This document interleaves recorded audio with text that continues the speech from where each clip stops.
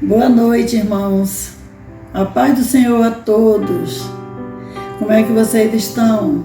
Tudo bem, irmãos, com vocês? É um prazer estar falando com vocês hoje à noite, amém? Orando a Deus para que logo a gente se encontre, né? Para a gente junto louvar o Senhor. Vamos fazer a leitura bíblica hoje à noite. É no livro de Lucas, no capítulo 21, e o versículo a partir do 33 até o 38. Passemos a ler agora. Diz assim a palavra do Senhor: Passará os céus e a terra, porém as minhas palavras não passarão. Acautelai-vos por vós mesmo, para que não vos suceda que o vosso coração fique sobrecarregado com as consequências da orgia, da embriaguez e das preocupações deste mundo. E para que naquele dia venha sobre vós repentinamente como um laço, pois há de sobrevir a todos os que vivem sobre a face de toda a terra.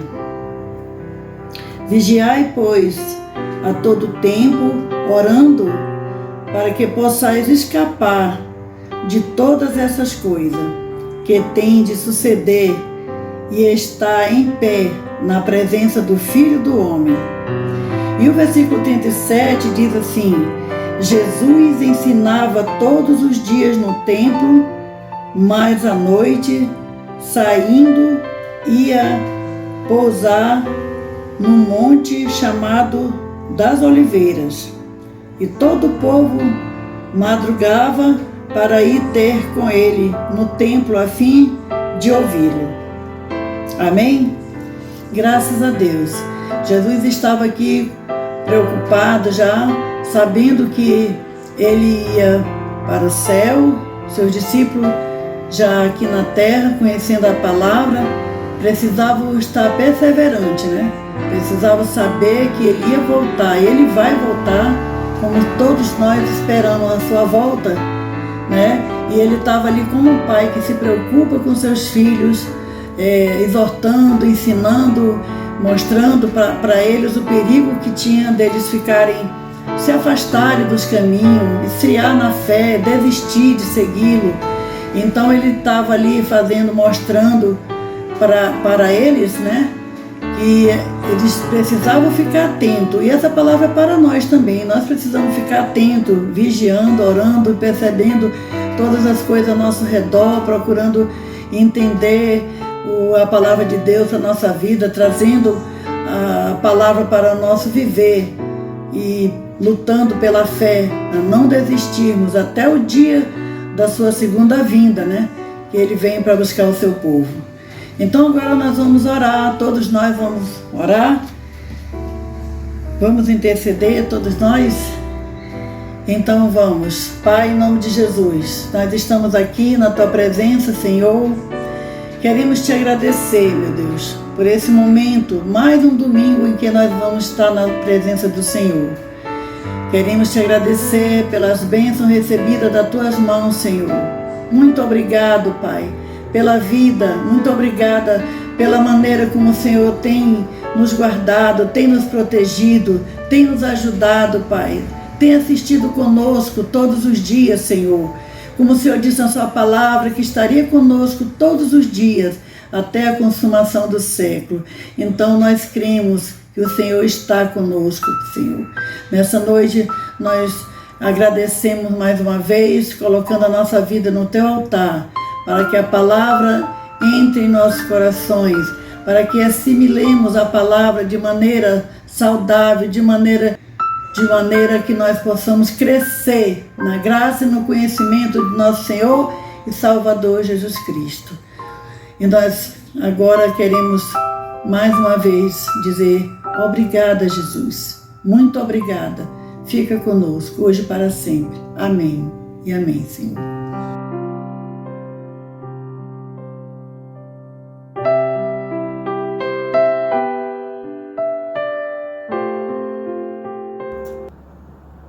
Amém. Graças a Deus, estamos reunidos agora para mais uma vez meditarmos na palavra de Deus, edificar as nossas vidas nessa palavra. Gostaria que você abrisse a sua Bíblia, então, em Mateus capítulo 22, de 1 a 14. Essa leitura trata-se de uma parábola, denominada a parábola do banquete do casamento. Diz assim: Jesus lhe falou novamente por parábolas, dizendo: o reino de Deus é como um rei que preparou um banquete de casamento para o seu filho. Enviou seus servos aos que tinham sido convidados para o banquete, dizendo-lhes que viessem, mas eles não quiseram vir. De novo enviou outros servos e disse: digam aos que foram convidados que preparei meu banquete. Meus bois, meus novilhos gordos foram abatidos e tudo já está preparado. Venham para o banquete de casamento. Mas eles não lhes deram atenção e saíram dali, um para o seu campo, outro para os seus próprios negócios. Os restantes, agarrando os servos, maltrataram-nos e os mataram. O rei ficou irado e, enviando o seu exército, destruiu aqueles assassinos e queimou a cidade deles. Então disse a seus servos: o banquete de casamento está pronto, mas os meus convidados não eram dignos. Vão às esquinas e convidem para o banquete todos os que vocês encontrarem. Então os servos saíram para as ruas e reuniram todas as pessoas que puderam encontrar, gente boa e gente má, e a sala do banquete de casamento ficou cheia de convidados. Versículo 11. Mas quando o rei entrou para ver os convidados, notou ali um homem que não estava usando veste nupcial. E lhe perguntou: amigo, como você entrou aqui sem veste nupcial? O homem emudeceu. Então o rei disse aos que serviam: amarrem-lhe as mãos e os pés e lance-no para fora, nas trevas. Ali haverá choro e ranger de dentes. Pois muitos são chamados, mas poucos são escolhidos. Graças a Deus por essa palavra, graças a Deus por essa história contada por Jesus há tanto tempo atrás, mas que ainda hoje edifica a nossa vida. Essa história trata-se de uma analogia. As parábolas de Jesus tinham essa característica: fazer uma comparação com alguma mensagem que ele gostaria de aplicar. E naquele contexto, Jesus está contando parábolas aos judeus, aos discípulos, aqueles homens que estão ali acompanhando a sua trajetória ministerial, a sua caminhada. E Jesus utiliza elementos para dizer com que o reino de Deus se parece. Mateus utiliza a expressão reino dos céus, mas os outros evangelhos, ao chamarem reino de Deus, nós temos aí a nova ordem, o novo plano, o projeto de Deus para a humanidade estabelecido. Não se trata necessariamente da nova Jerusalém, do novo céu e da nova terra, do céu, como nós aprendemos a chamar, mas sim de um novo projeto que, diante desse projeto, nenhum outro projeto subsistiria. Nenhum outro projeto seria mais poderoso do que o reino de Deus. Quando nós oramos no Pai Nosso: venha a nós o teu reino, seja feita a tua vontade, nós estamos dizendo: venha a nós o teu reino, o teu projeto, o teu modelo de vida. Então Jesus está no início dessa parábola falando que o reino dos céus, ou o reino de Deus, é comparado a essa história de um rei que preparou um banquete para o casamento do seu próprio filho. Então note aí que nós já temos uma relação direta daquilo que Deus inaugurou, Deus planejou na salvação da humanidade. A relação de celebrar um encontro, o casamento do seu Filho Jesus Cristo com aqueles que seriam assim chamados sua noiva, sua igreja, nós.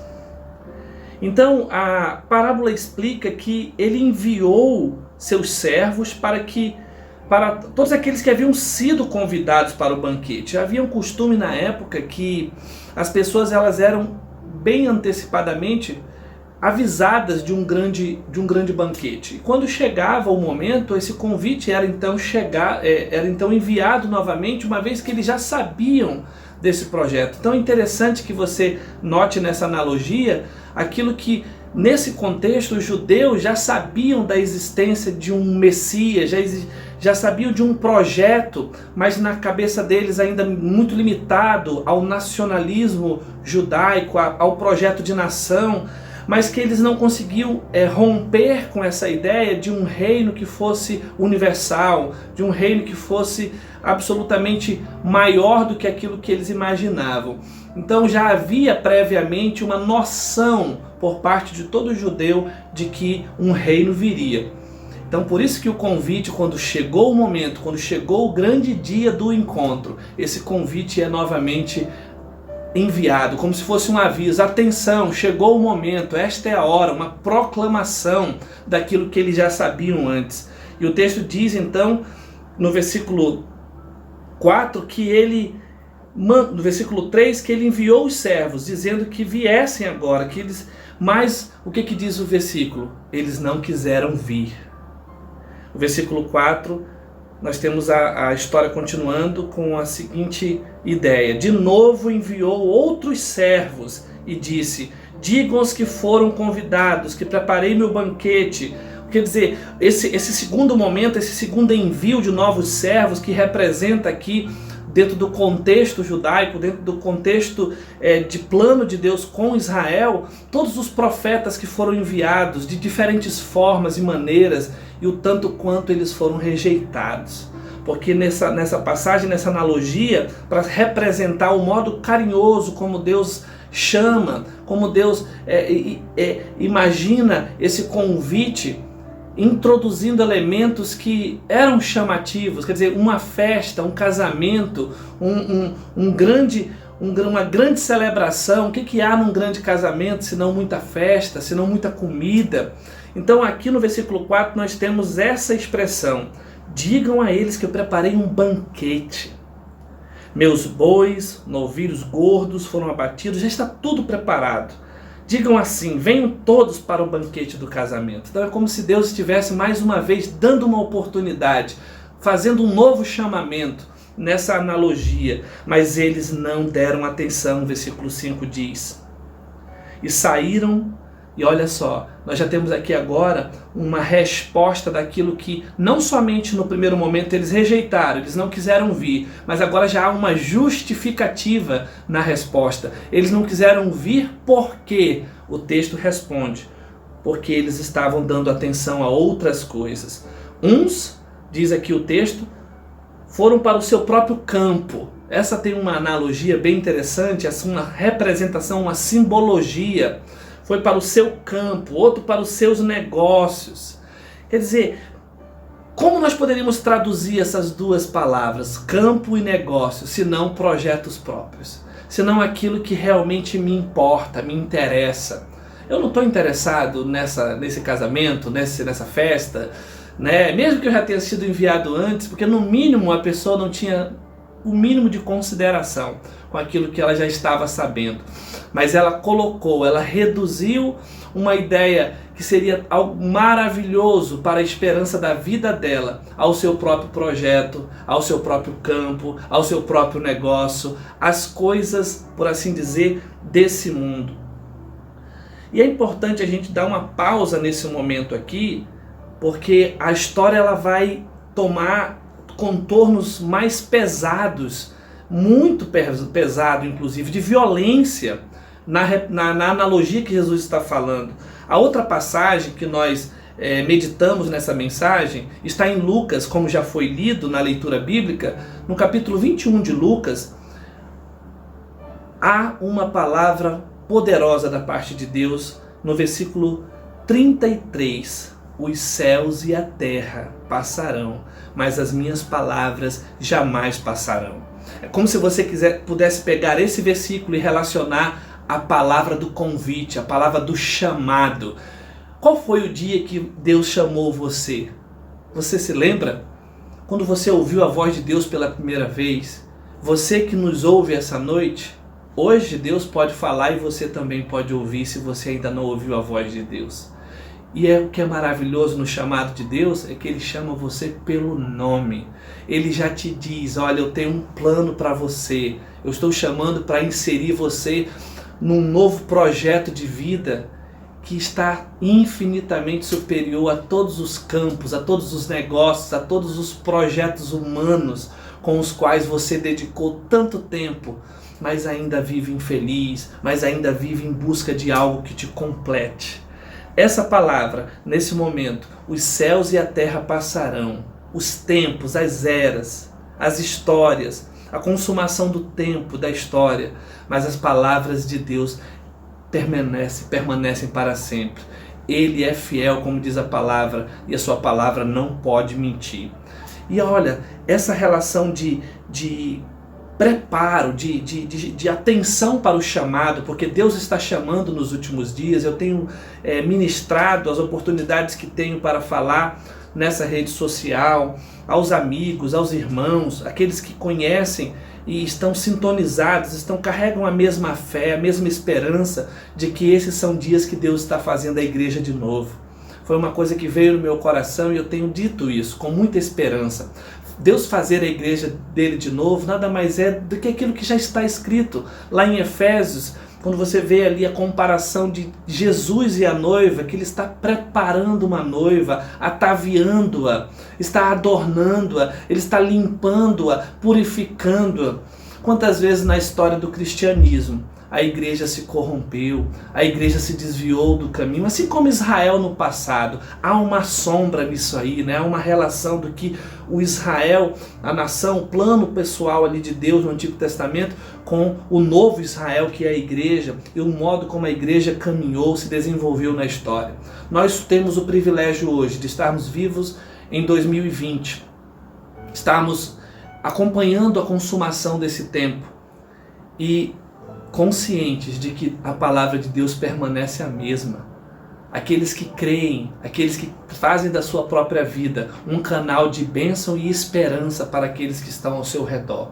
É assim que você deve olhar, observar e se ver como um sujeito histórico, vivo, ativo nesse tempo e espaço, mas que carrega uma cidadania poderosa, uma esperança para o futuro poderosíssima, que faz todo sentido a cada amanhecer, a cada novo dia que as misericórdias do Senhor se renovam sobre a sua vida.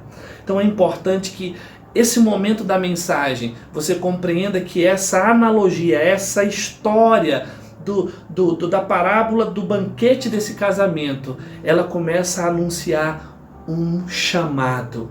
Ela começa a anunciar uma exortação, um clamor, a vigilância, a atenção, a possibilidade e a capacidade de ler os tempos, de enxergar o que Deus enxerga, de sentir o que Deus sente, porque somos chamados para voltar a sermos a sua imagem e semelhança. Então essa palavra, nesse momento, nessa transição desses versículos, no capítulo 21 de Lucas, que é a outra passagem, o versículo 34 diz de pronto. A palavra de Deus permanece para sempre, mas o versículo 34 diz: tenham cuidado para não sobrecarregar o coração de vocês com libertinagem, bebedeira, ansiedades da vida, e aquele dia venha sobre vocês inesperadamente. Vamos observar o versículo 34 com aquilo que nós lemos na outra passagem de Mateus, que aqueles homens que negaram participar da festa, negaram ir, eles tinham uma justificativa, eles tinham coisas a fazer, eles estavam preocupados com o seu campo, com o seu universo, com o seu projeto, com o seu negócio pessoal. E aqui o versículo 34 de Lucas capítulo 21 diz abertamente: tenham cuidado para não sobrecarregar o coração de vocês, não encher o coração de vocês de libertinagem. Libertinagem é uma liberdade que é usada para o nosso próprio mal, e muitas vezes o mal das pessoas ao nosso redor, para dar ocasião aos sentimentos latentes da nossa alma, da nossa carne. É isso que Deus está preocupado, com os teus sentimentos, o modo como você sente e administra as tuas emoções.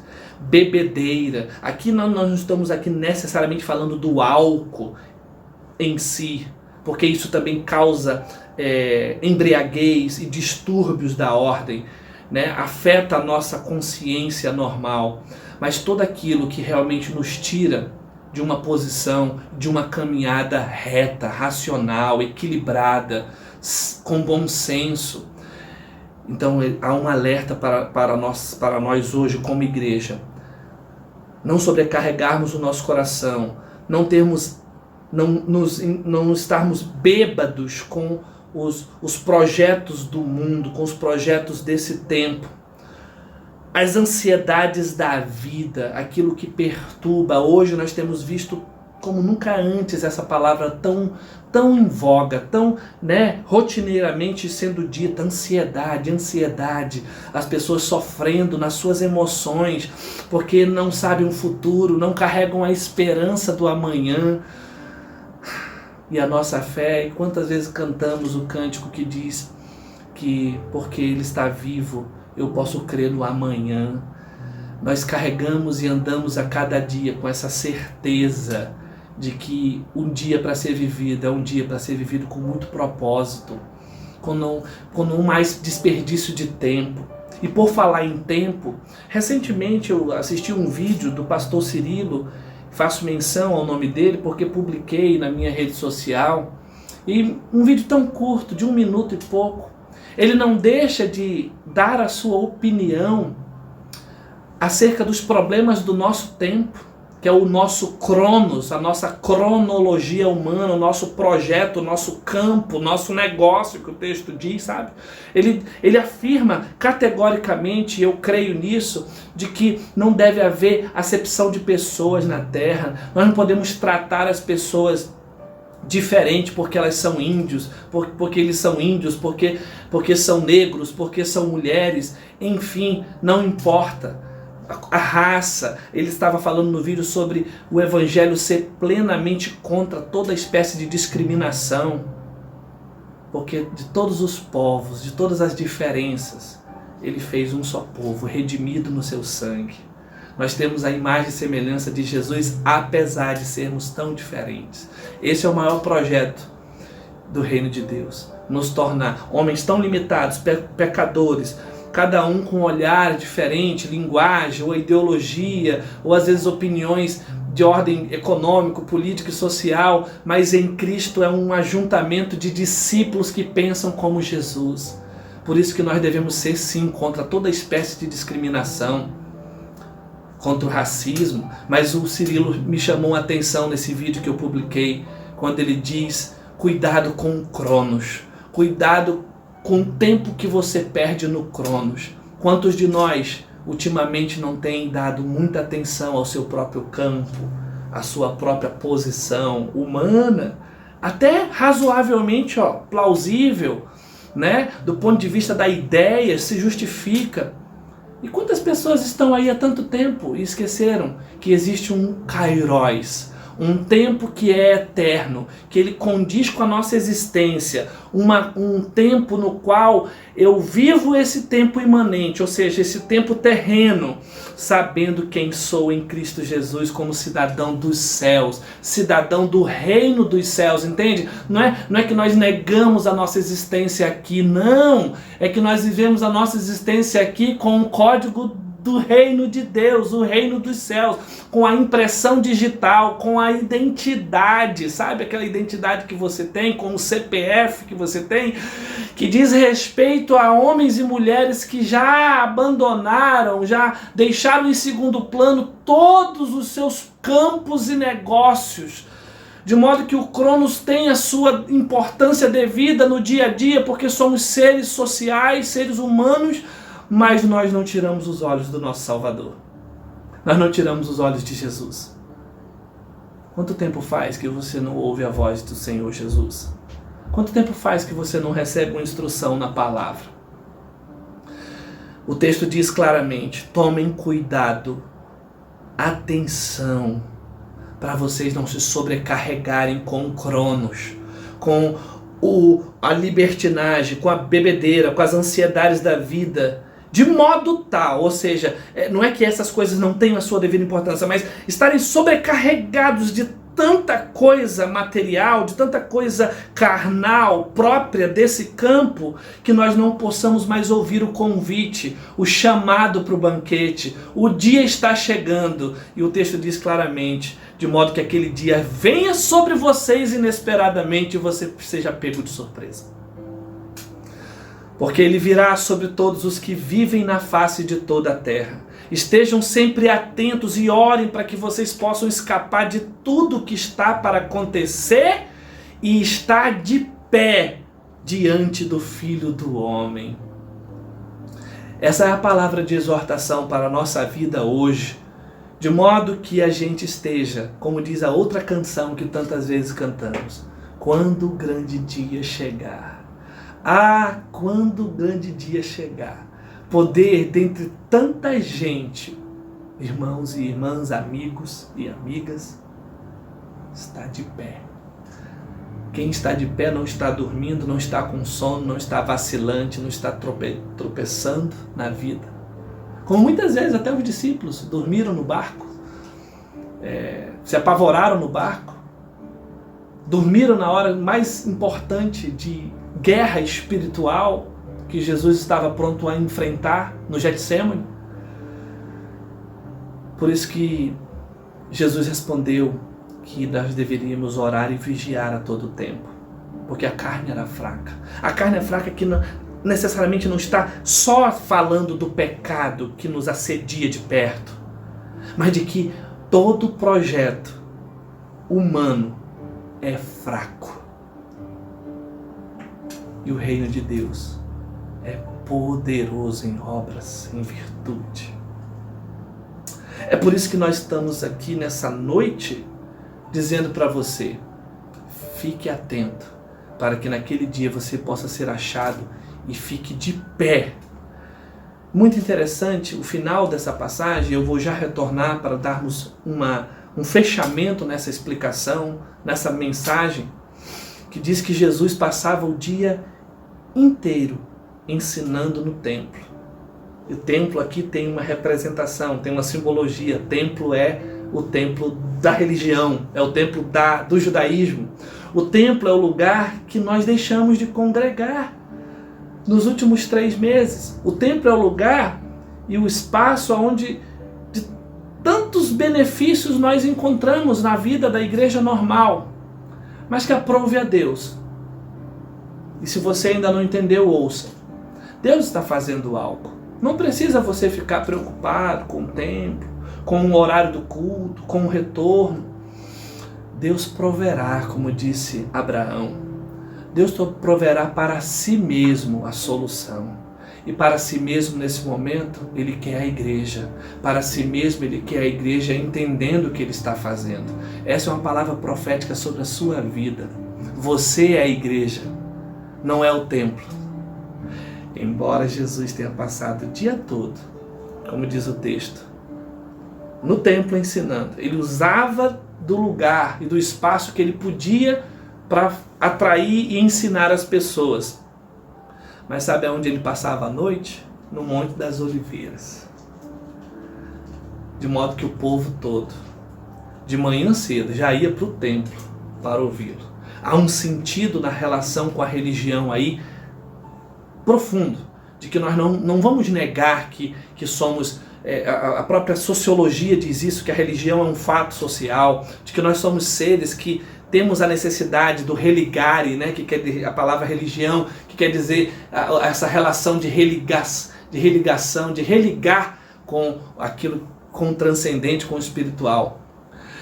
Mas nós estamos entendendo o que Deus está fazendo, e nesse momento Ele quer a igreja para Ele. Ele quer a igreja de volta. Uma igreja que passou por 300 anos sem se reunir em templos. Como ela cresceu em todo o mundo na época. Como ela se multiplicou, sendo perseguida, ora com governos que deixavam a igreja à vontade, em paz, ora com governos cruéis, não importa. A cidade dos homens é transitória, é limitada, é como a relva que desaparece. Aparece rapidamente, bonito, mas rapidamente desaparece. De modo que só o reino de Deus permaneça para sempre. A cidade de Deus é você. O templo de Deus é você. Como anda o templo do Senhor?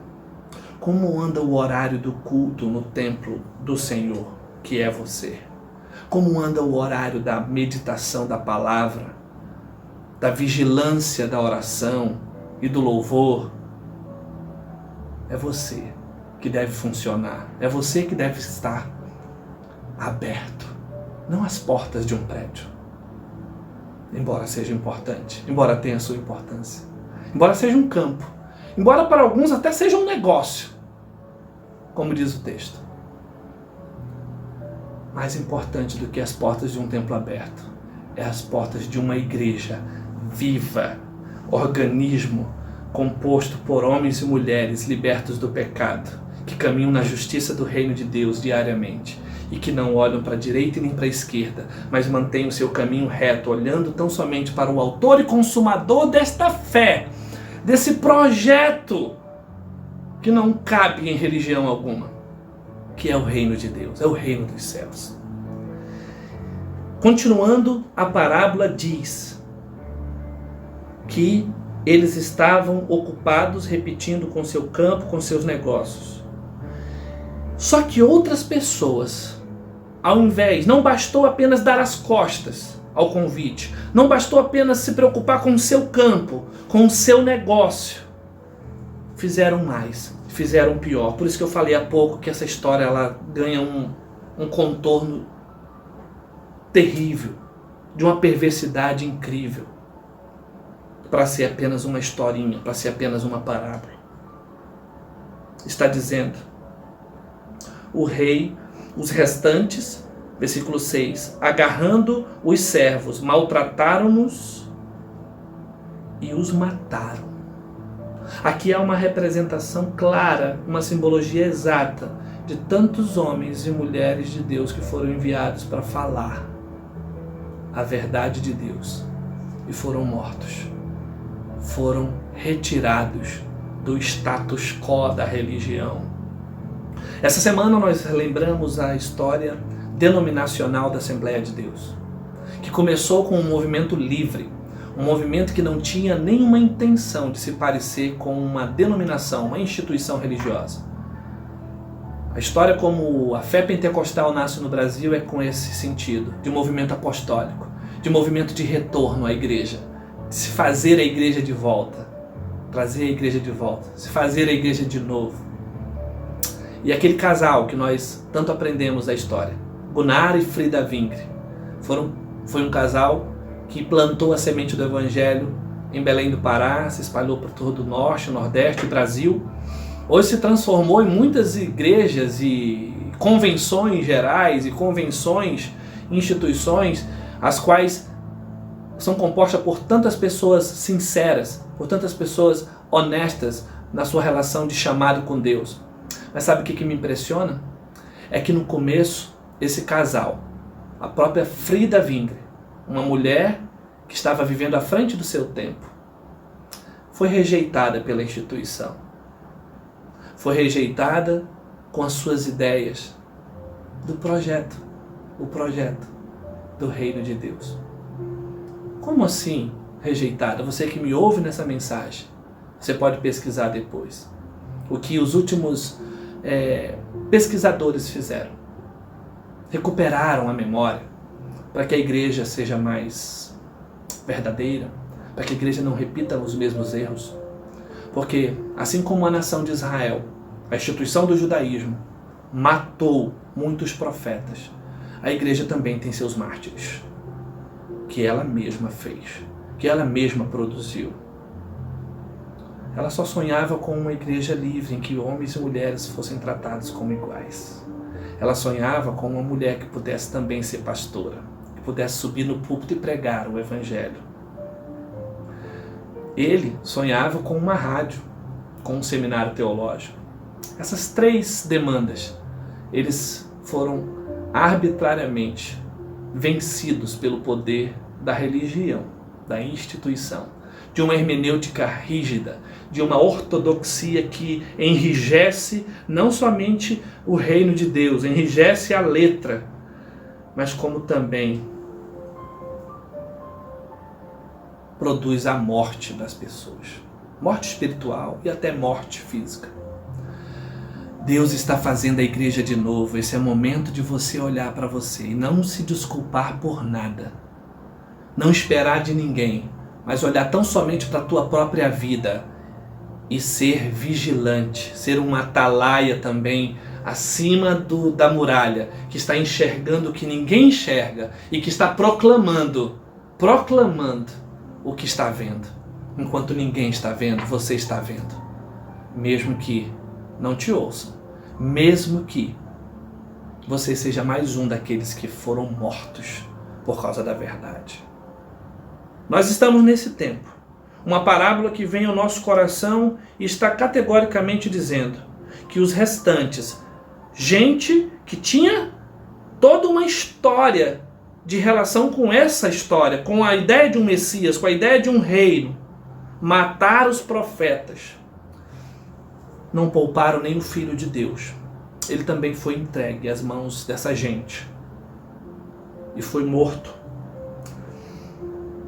violentamente, humano e pelo poder religioso. Mas graças a Deus que isso não foi uma coisa impensável. Tudo estava no plano de Deus para as nossas vidas. Porém, chegamos a um momento incrivelmente alto dessa mensagem. É um momento em que Deus vai fazer o que ninguém imaginava. Um momento de chamar pessoas que não estavam no plano original. Não estavam naquele convite, naquela linha religiosamente correta de ancestralidade, de relação com a fé ou com a religião. O comando é dado no versículo 8 que diz: Então disse a seus servos: O banquete de casamento já está pronto, mas os meus convidados não eram dignos. Portanto, vão às esquinas e convidem para o banquete todos os que vocês encontrarem. Então os servos saíram para as ruas e reuniram todas as pessoas que puderam encontrar. Atenção, o texto diz claramente: gente boa e gente má. E a sala do banquete de casamento ficou cheia de convidados. Esse é um momento inoportuno. Ninguém esperava. Nesse momento, Deus está chamando gente que, aos olhos daqueles primeiros, não eram dignos. Esse é o reino dos céus, que inclui gente que você nem imagina, que está com as portas abertas para receber todos aqueles que estão castigados, violentados por esse mundo vil. Toda espécie de opressão, como Jesus disse que do reino dele, os pobres de espírito entrariam. E pobres de espírito não significa humildade, sabe? Aquela coisinha. Não. Pobre de espírito no original significa gente machucada, gente maltratada no coração, gente violentada, gente que é o desprezo, que é a margem, são os marginais da terra. São aquelas pessoas impróprias do núcleo, da elite. São essas que Jesus escolheu convidar. São essas que Deus, e inclusive Ele diz que precederiam os religiosos na entrada dos céus. Prostitutas e publicanos precederão vocês no reino de Deus. Essa é a lógica do reino. É a lógica inesperada. É a lógica do amor incondicional e singular de Deus, que chama a todos. Como ele também profeticamente disse: ai de ti, Corazim e Betsaida. Ai de ti, Corazim e Betsaida. Porque se em Tiro e Sidom fossem feitos os milagres que foram feitos em ti, eles teriam se arrependido. Em outra passagem ele também diz: os ninivitas se levantarão no juízo. Sodoma e Gomorra. Olha só os sinais de Deus para com toda a terra, para com todos indiscriminadamente. Sodoma e Gomorra teriam menos, eles teriam um tratamento diferenciado, porque afinal de contas eram ímpios. E se arrependeram, não haverá tanto rigor quanto haverá rigor para os religiosos que caminharam a vida toda fazendo aquilo que supunham acreditar ser a verdade, mas não conseguem amar a pessoa que está do seu lado, não conseguem amar as pessoas que pensam diferente, não conseguem ter empatia por ninguém. Isso não é o reino de Deus, isso é um projeto humano, é um campo, é um negócio, é uma religião má, é uma religião que mata. E nós estamos aqui nessa noite pregando o evangelho puro e simples, mas confrontador de Jesus Cristo. Por isso, no final da passagem, haverá um momento do juízo. Nós temos ouvido as ministrações do pastor Luiz Costa. Considere a mensagem de hoje um interlúdio, uma pausa, para que a sua vida seja despertada para Deus. Porque ele vai continuar ministrando as mensagens que Deus está colocando em seu coração. Mas eu orei para que também esse interlúdio fosse poderoso para salvar alguns. E a parábola termina com um momento de juízo, que diz: quando o rei entrou para ver os convidados, notou ali um homem que não estava usando veste nupcial. Há um exemplo aqui de que ninguém vai escapar. De que a veste nupcial não é Deus quem dá, sou eu que busco ter. Sou eu que respondo ao chamado. Sou eu que me preparo para ir ao encontro. Como é que você vai? Vamos lembrar como você se vestia para ir ao culto de domingo à noite. Para ir para um casamento, uma festa de 15 anos, um baile. Até eu aqui nesse momento coloquei um pequeno blazer para me apresentar melhor. Imagine um encontro com o grande rei. Imagine um encontro com o Senhor do universo. Como nós precisamos estar preparados com as nossas vestes brancas. Precisamos sim estar preparados. Precisamos estar preparados, porque nós não seremos invisíveis de Deus. Nós seremos notados. E dessa forma, a analogia termina dizendo que o próprio dono da festa, que o próprio rei, perguntou: como você chegou até aqui sem veste nupcial? E o homem emudeceu, porque não haverá mais nada para ser falado. Não haverá mais nada para ser justificado. O tempo da graça acabou. O tempo da graça acabou. O tempo oportuno que Paulo diz lá em Coríntios, que se chama hoje, terminou. Por isso, meus irmãos, que essa mensagem ela produz cheiro de vida para aqueles que a recebem e de morte para aqueles que rejeitam a palavra que está sendo ministrada. Ela tem poder para salvar, mas também para condenar. E não sou eu que sou o juiz. Eu sou apenas um instrumento, um profeta que fala e você ouve ou não ouve. E o final da história diz: então o rei disse aos seus servos: amarrem-lhe as mãos e os pés e lancem-no para fora, nas trevas. Ali haverá choro e ranger de dentes. Sabe a eternidade que nós iremos viver com Jesus? Ao lado dele, vendo ele, tendo ele como nosso governante supremo, nosso Senhor e Salvador. Essa eternidade também haverá para aqueles que rejeitarem a graça de Deus. Uma eternidade de sofrimento, pavoroso e terrível. Diz a palavra do Senhor.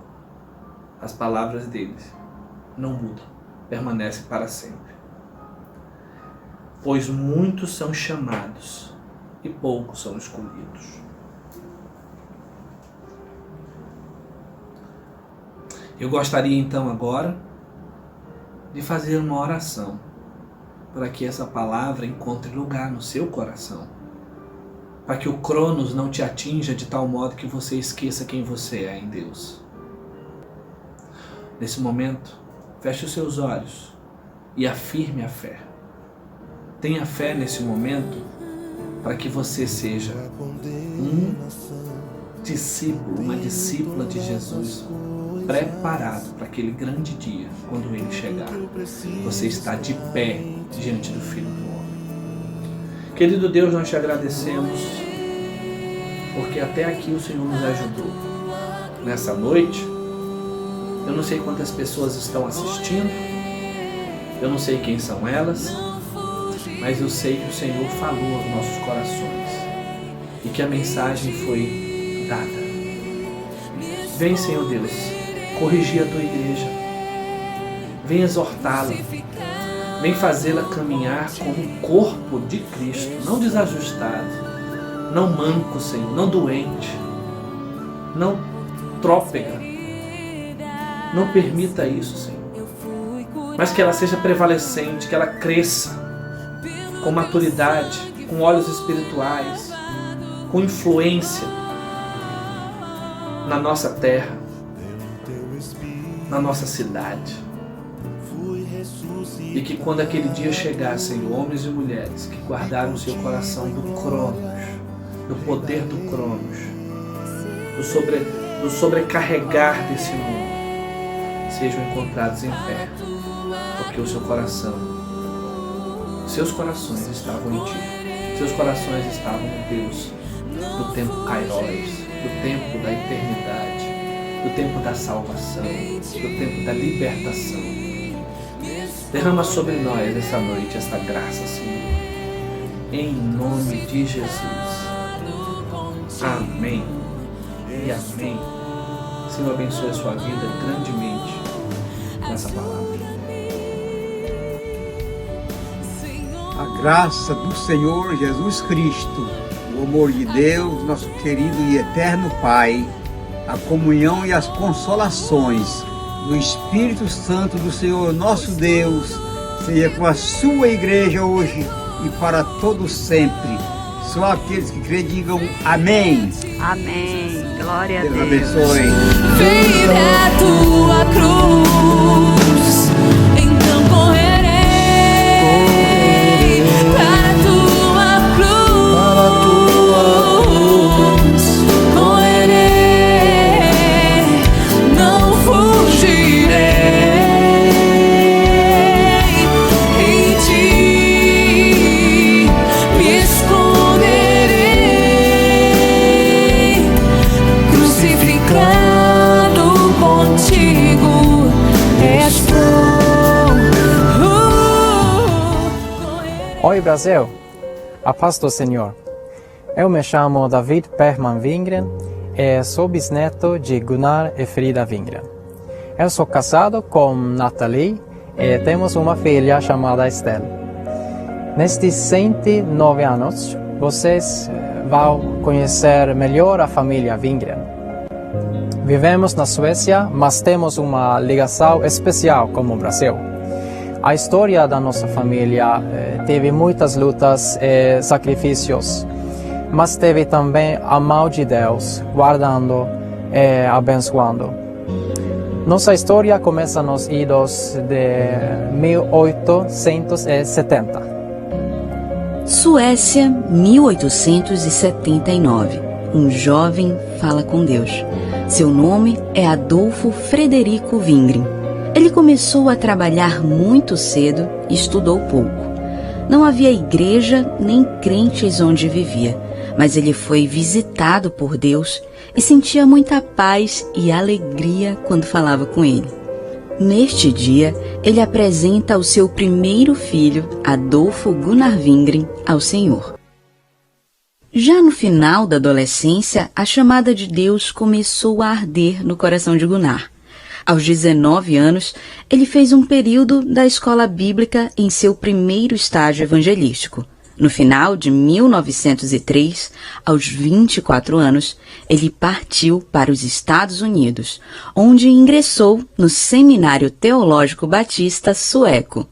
Em 1909, ao final de 4 anos de escola bíblica e já pastoreando, ele foi a uma convenção onde foi batizado com o Espírito Santo.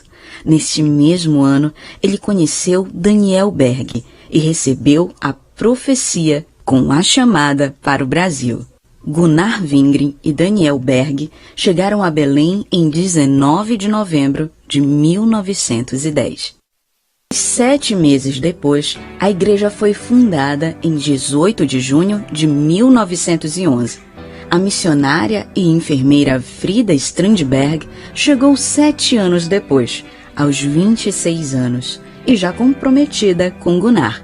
Eles se casaram no dia 16 de outubro de 1917, no recém-adquirido templo da 9 de janeiro. O pastor Samuel Nistrom fez a cerimônia.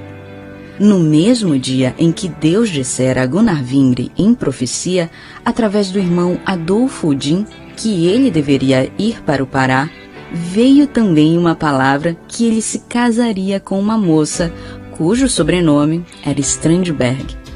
Tudo se cumpriu conforme a palavra do Senhor. Agora Gunnar tinha uma esposa e juntos se lançaram à obra em Belém e no interior. Sua formação como enfermeira foi muito útil. Eu sou Sueli Wingren, filha de Ivar Wingren, o filho mais velho de Gunnar e Frida. Meu pai nasceu em Belém do Pará, em 1º de julho de 1918, em meio à pandemia de gripe espanhola. Deus nos guardou. Ele se tornou um missionário e trabalhou no Brasil, na Argentina e na Bolívia. Meu pai também nasceu em Belém no ano de 1919. Eu sou filho de Ruben Wingren e neto de Gunnar e Frida. Meu pai retornou à Suécia com 2 anos e nunca mais voltou ao Brasil. Ele apoiava a seu irmão Ivar para que ele pueda volver ao Brasil.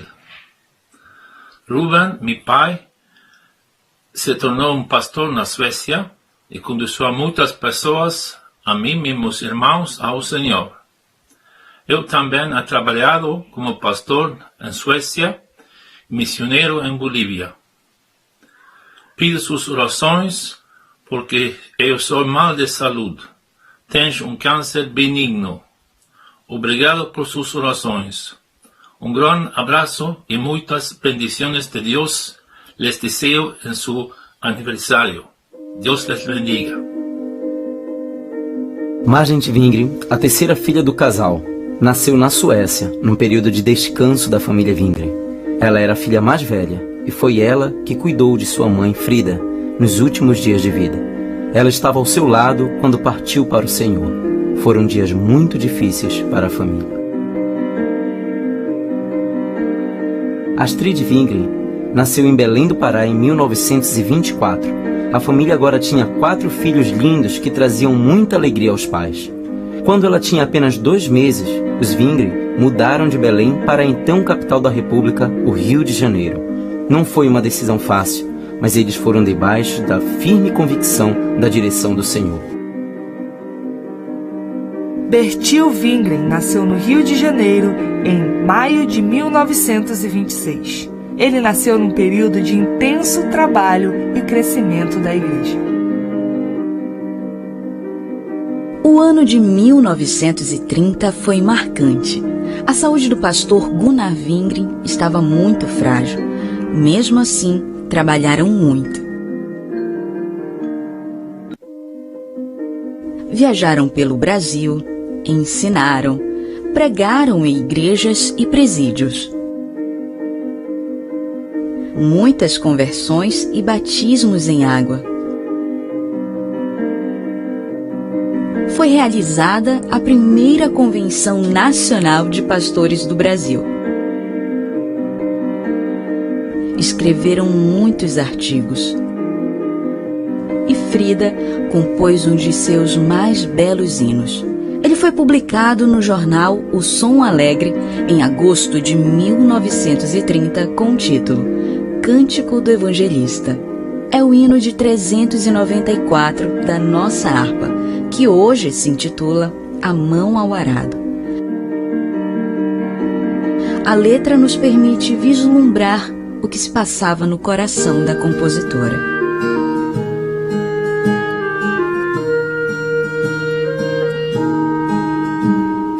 Em sua mão ao arado já pôs, constante precisa ser.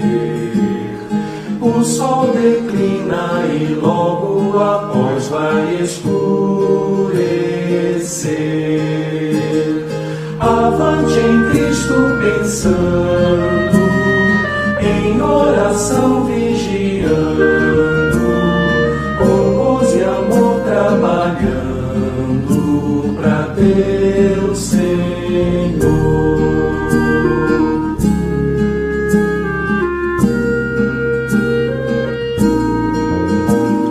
Não desanimes por ser tua cruz maior que a do teu irmão.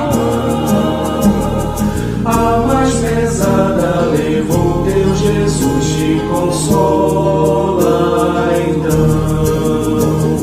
A tua cruz vai levando, como Jesus perdoando, alegremente andando para o lindo céu.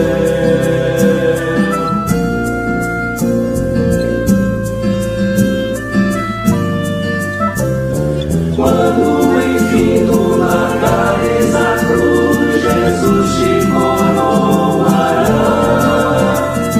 com santo gozo em glória e luz te consolará.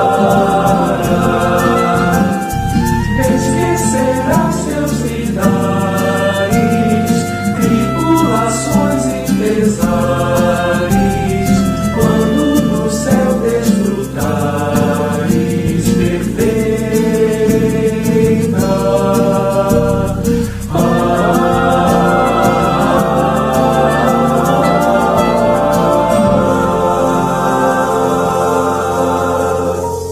Quando Bertil tinha 2 anos, nasceu Gunvor, sua irmãzinha, mas ela ficou subitamente enferma e faleceu aos 3 anos de idade. Apenas 2 meses antes da família Wingren retornar à Suécia, em definitivo, em agosto de 1932. Bertil tinha 7 anos de idade quando seu pai Gunnar faleceu e 14 quando sua mãe Frida Wingren passou para o Senhor. Gunnar Wingren passou 22 anos no Brasil. Frida passou 15 anos com ele no campo missionário. Eles sacrificaram a melhor parte de suas vidas, suas forças e tudo que possuíam. Hoje passamos pela linha do Equador. Oh, como eu desejaria que pudéssemos ser como fortes estações de rádio, para que o mundo pudesse ouvir a voz de Deus. Deus, dá-me esta graça. 60 anos mais tarde, no coração da sua amada Amazônia, próximo à linha do Equador, nasceu a Rede Boas Novas, na cidade de Manaus, Amazonas. A oração foi respondida. Na viagem de navio, retornando para a Suécia, enfrentaram muitas tempestades. Gunnar escreveu em seu diário: O mar está agitado, mas a viagem vai bem. Assim pode ser a viagem da vida. As tempestades vêm e vão, mas quando Jesus está a bordo, então tudo vai bem. Todos achavam que o retorno à Suécia faria bem ao pastor Gunnar. Uma mudança de clima, descanso, mas o oposto aconteceu. Na verdade, ele se encontrava muito enfermo. O declínio foi rápido e 10 meses depois, ele foi para a presença do Senhor. Frida escreveu seu último artigo, que foi publicado no Mensageiro da Paz em setembro de 1933. Os últimos momentos do irmão Gunnar Wingren aqui na Terra. Ela queria voltar ao campo missionário com seus filhos, mas não deixaram. Sua saúde começou a declinar e ela passou por sucessivas internações. Seus filhos eram cuidados por irmãos da igreja.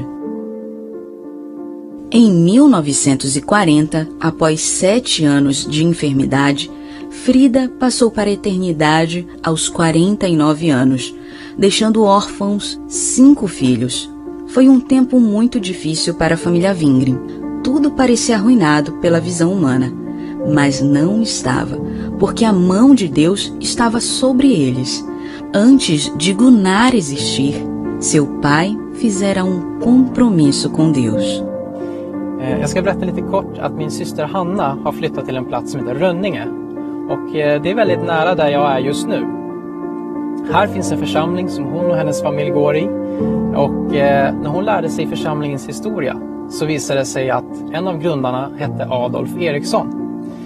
Adolf Eriksson var Gunnar Wingrens pappa. Och det här var en stor överraskning. Det var en jättestor överraskning för oss. Vi visste inte om att han var med och planterade församlingar. När vi har läst lite grann om Adolfs liv så förstår vi att han var en man som hade stor tro på bönens kraft och som arbetade i församlingen. Hans böner och hans tro på Gud har välsignat våran familj ifrån generation till generation. Jag kan se att samma tro som Adolf Eriksson hade Gunnar Wingren som var hans son och som kom till er i Brasilien. Samma tro som Gunnar Wingren hade min morfar som heter Ivar Wingren. Han arbetade hela sitt liv som pastor och som missionär i både Brasilien och i Bolivia och Argentina och flera andra länder i närheten. Samma tro som var i Ivar Wingrens liv har förts vidare till min mamma, Sueli Wingren. Och slutligen så kan jag se att jag bär samma tro och att Gud också bär mig i mitt liv på samma sätt. Därför är jag övertygad om att mina barn och mina barnbarn kommer att tro på Gud på samma sätt som jag gör. Jag ber att den här församlingen ska vara till en stor välsignelse för dig som hör det här budskapet. Och att du ska se att Gud välsignar dig och din familj från generation till generation. Kanske till och med starten idag. Mitt namn är David Bergman Wingren. Och jag hälsar från min familj här i Sverige till er alla. Herren välsigne er rikligen. Deus te abençoe.